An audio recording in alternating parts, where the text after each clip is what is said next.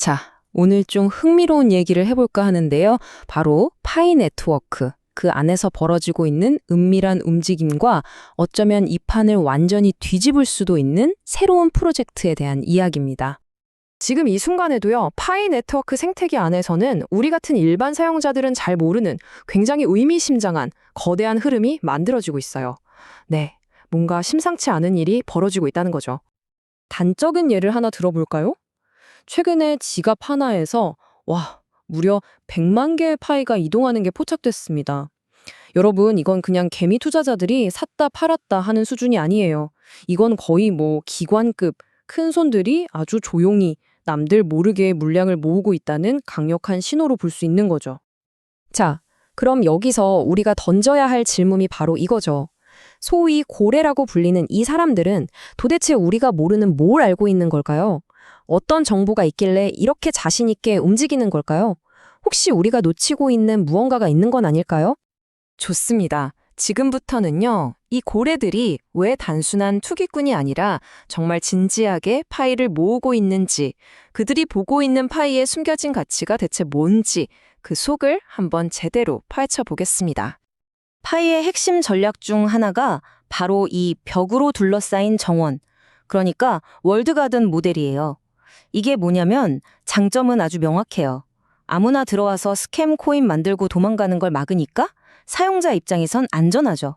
일종의 안전한 놀이터 같은 거예요. 근데 단점도 있겠죠? 너무 깐깐하게 관리하면 새로운 시도나 혁신이 좀 더뎌질 수도 있다는 점. 그게 바로 양날의 검입니다. 자, 근데 이 슬라이드가 진짜 재밌는 부분입니다. 바로 파이의 구조적 매수 압력이라는 건데요.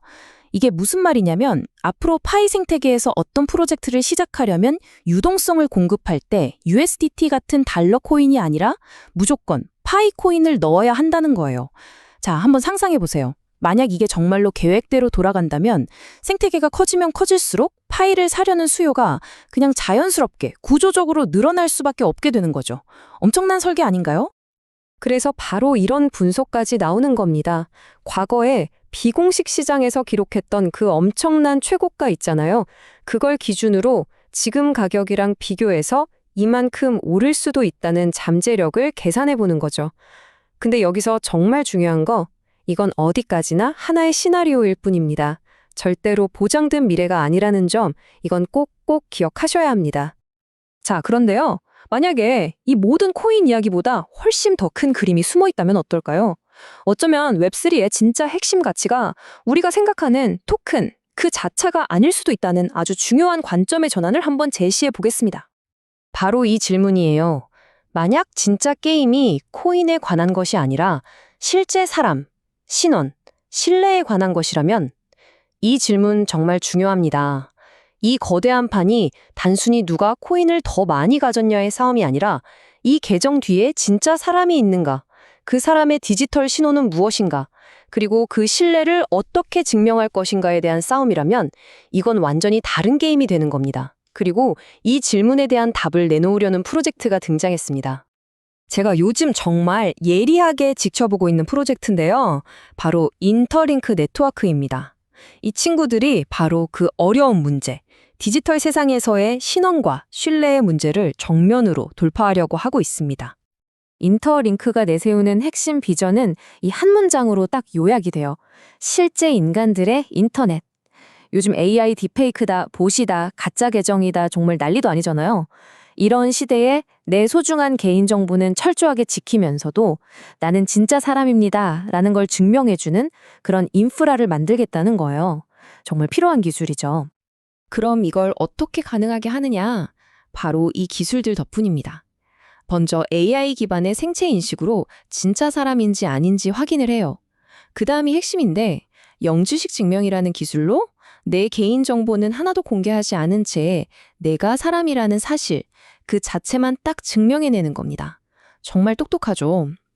그리고 이 강력한 사람 증명이 여러분의 멀티체인 지갑이랑 디지털 신분증에 딱 통합되는 그런 구조인 거죠. 그리고 이들의 로드맵을 보면요. 이건 그냥 장난이 아니에요. 정말 야심차입니다. 토큰 분배 계획만 봐도 무려 15년에 걸쳐서 아주 천천히 풀리게 설계되어 있고요.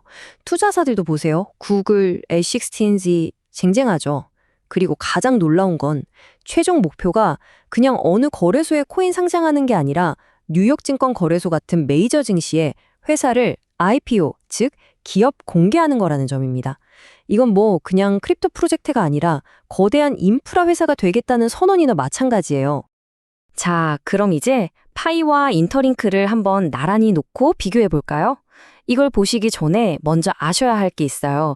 이 둘은 서로 너 죽고 나 살자 하는 경쟁 관계라기보다는 웹3라는 거대한 빌딩에 서로 다른 층을 만들고 있다고 이해하시는 게 좋습니다. 이 표를 보시면 모든 게 딱 명확해집니다. 파이는 뭐랄까 수천만 명의 거대한 커뮤니티를 기반으로 도시를 건설하고 있어요. 아주 크고 북적거리는 도시요. 반면에 인터링크는 그 도시의 모든 시민들이 안전하게 사용할 수 있는 보안 신분증 시스템을 만들고 있는 거예요. 그러니까 애초에 목표하는 지점이 다른 거죠. 하나는 도시, 하나는 그 도시의 필수 인프라. 이해되시죠? 그래서 제 나름의 평가는 이렇습니다. 실제 사람을 인증하고 또 제도권과 친화적인 인프라를 구축하는 측면에서는 인터링크가 한 반발짝 정도는 앞서 있는 게 사실이에요. 하지만 그렇다고 파이를 무시할 수 있느냐? 절대 아니죠. 이미 확보한 이 수천만 명의 커뮤니티는요, 그 어떤 대단한 기술로도 하루아침을 따라잡을 수 없는 정말 막강한 자산이거든요. 자, 이제 정말 가장 중요한 부분으로 넘어가겠습니다.